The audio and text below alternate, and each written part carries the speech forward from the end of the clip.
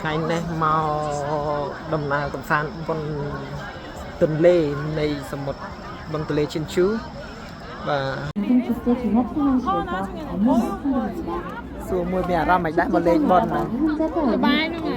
សបាយសបាយហើយមិនទៀតកំពុងតែសំណេះសំណាលត្រាប់តែគេបាញ់កំជ្រួចតោះមើលទាំងអស់គ្នា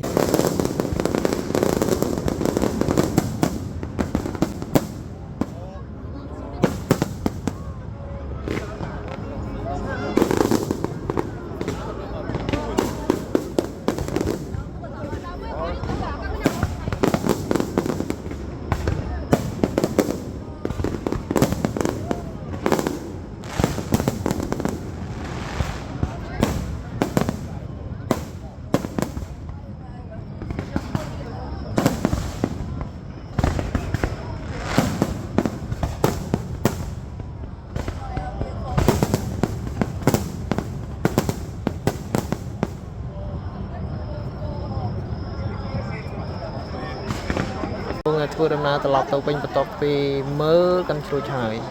នេះស្អីស្អាតយើងនេះស្អីស្អាតនេះបាត់ TikTok មកបាទចាំទៅដៃទៅនេះស្រាប់តែគេមកប្រើឲ្យថត TikTok ទៀតនេះចាប់បាត់ហើយនេះស្អីស្អាតយើងកំពុងតែចូល TikTok ហើយណា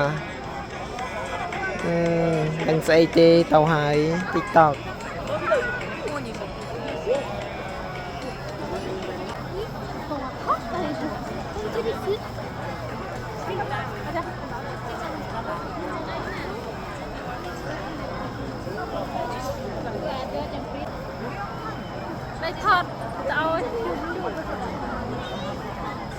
ថតសួរមួយមកលេងបនហ្នឹងមិនមានអារម្មណ៍មិនដែរវិល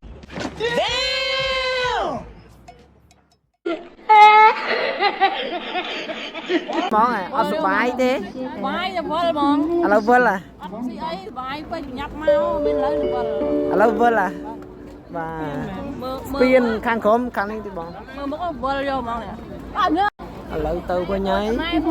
ទៅវិញហើយឥឡូវមនុស្សពពកចុះទៅវិញហើយមកទៀតអត់មកតែដល់ពេលណាមកទេព្រោះឥឡូវពងវិលហើយ